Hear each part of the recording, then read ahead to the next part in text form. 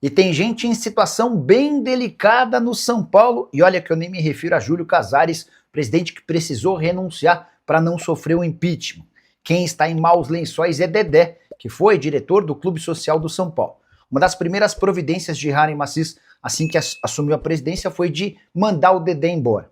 O departamento social, que era tocado por ele, virou alvo de um inquérito policial. Mas a situação que mais o complica vem agora. O Dedé acabou assinando uma confissão que permitiu à F-Gol, com quem o São Paulo briga na justiça, que essa empresa entrasse nos tribunais exigindo que o São Paulo não consiga a rescisão do contrato. O vínculo entre a F-Gol e o São Paulo para o fornecimento de alimentos e bebidas para shows e jogos, esse contrato só acabaria em 2029. Pois bem, no dia 6 de março, o São Paulo assinou a rescisão do contrato e deu um pé na bunda da F-Gol. A empresa foi no Dedé e conseguiu que ele assinasse um documento dizendo que autorizou verbalmente a antiga fornecedora a movimentar dinheiro no sistema de máquinas do clube. Um dos motivos que levaram o São Paulo a romper esse vínculo era justamente por ter identificado indícios de saques irregulares no sistema de transações. E a política no São Paulo segue causando bastante alvoroço. Fim de jogo na Arena MRV, Atlético 1, São Paulo 0, noite trágica para o São Paulo. Perdeu o jogo, perdeu a invencibilidade, perdeu a liderança, perdeu o Lucas Moura machucado de novo com uma lesão grave. Não deu nada certo.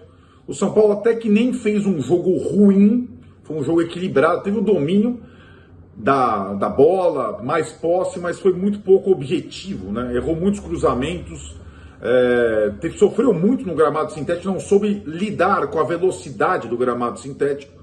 O Galo foi mais eficaz, competiu, conseguiu manter um tabu incrível de 10 anos sem perder para o São Paulo em Belo Horizonte, em qualquer estádio, em qualquer gramado. A questão agora são as sequelas.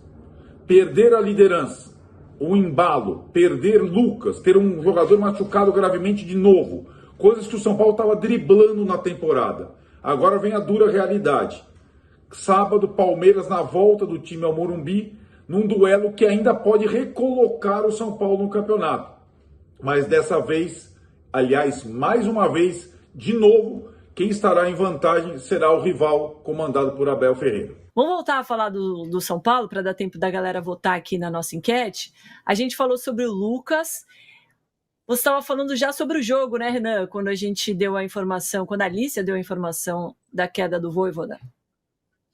Sim, é um jogo bem ruim, a verdade foi essa, não foi só um jogo ruim de São Paulo, do Atlético também, né? As melhores chances foram em bolas paradas, obviamente com o Hulk, muita qualidade para isso, e o Rafael, como a gente vê nos lances aí, o Rafael esteve muito bem. A chance que o São Paulo teve no jogo também foi de bola parada, e o gol do Atlético, mais uma de bola parada, e o gol do Atlético foi numa sequência de bola parada, no momento que o Bernard tinha entrado e o Domingues tinha dado um all-in, assim como o Pesolano hoje e o Vojvoda. Ele tirou um volante, o Pérez, e colocou o Bernard, né? Colocou lá 4 atacantes, e nesse exato momento o Bernard cruza e...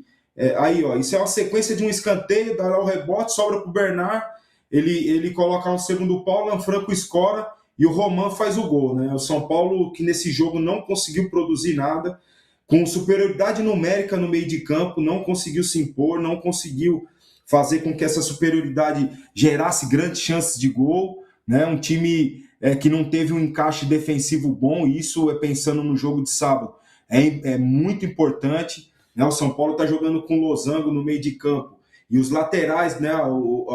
Os laterais desse losango, que são Marcos Antônio e Bobadilha, estão com espaço muito grande para ocupar e não estão conseguindo chegar nos laterais adversários, dando muito espaço para eles atacarem. Enfim, um jogo que o São Paulo perde a liderança, e mais do que isso, na minha visão, traz uma preocupação pelo rendimento, né? Não tinha o Lucas Ramon hoje, a gente vê o Mike aí na imagem, o Lucas Ramon fez bastante falta, chegou e vestiu a camisa do São Paulo, parecia que, né, estava lá há muitos anos, fez falta tanto na fase defensiva quanto na ofensiva. Ele é um ponto de escape importante ali pelo corredor direito do São Paulo, já que o São Paulo não joga com pontas. É um jogo que fica aí uma preocupação muito grande, pensando no sábado, pensando no clássico. E eu não me lembro, Danilo, um último clássico, Choque Rei, de uma disputa de liderança de Campeonato Brasileiro, hein? Se já existiu isso, né?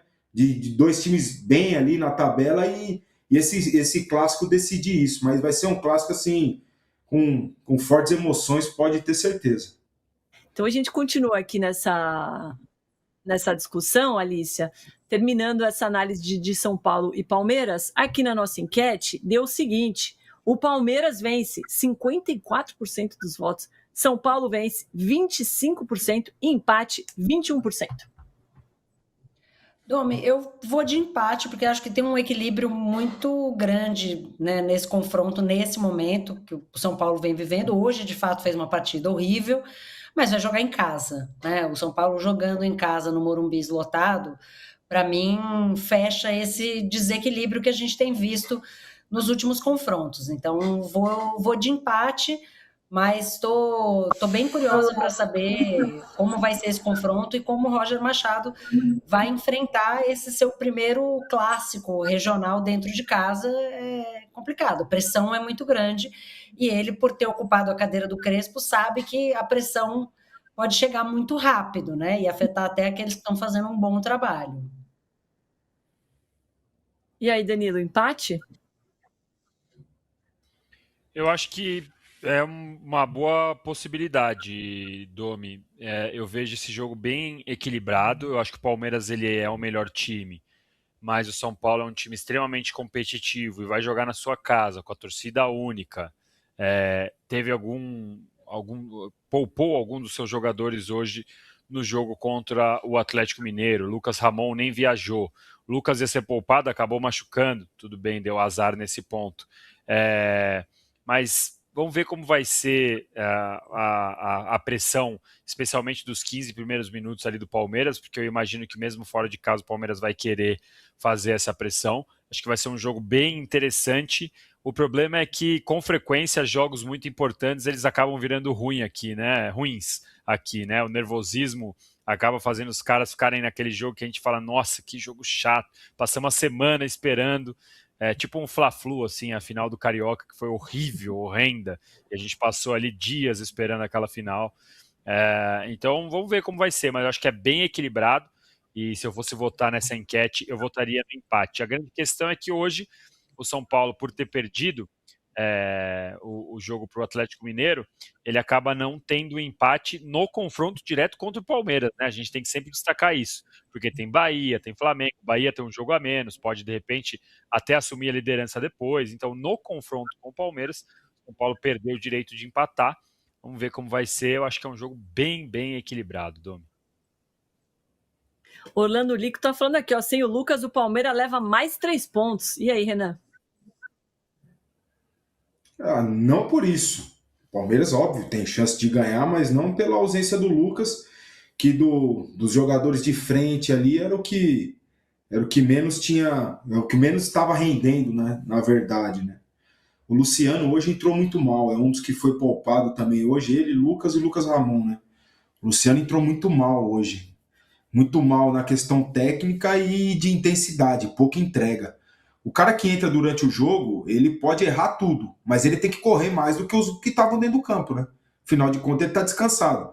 E foi o contrário. Mas, enfim, não por isso, não pela questão do Lucas. O Palmeiras tem um grande time, ótimas opções de variação, tem o Abel, mas eu acho que, e tem sido assim, né? Na maioria das vezes, nos clássicos paulistas, o time mandante levar uma certa vantagem. Nesse caso, eu acho que é uma ligeiríssima vantagem. Também vejo o jogo equilibrado, mas vai ser 2-0 para o São Paulo. Olá, veremos, hein? Lembrando que sábado tem fim de papo, hein? Assim que acabar esse jogo. Fala, pessoal. Estamos aí com atualizações importantes do São Paulo. Se inscreva e ative o sininho para receber mais atualizações do Tricolor. Deixe seu like, que é muito importante para o crescimento do canal. Utilize o espaço aqui embaixo para registrar sua opinião. Ficamos por aqui com mais esse giro de notícias. Um abraço e até o próximo vídeo.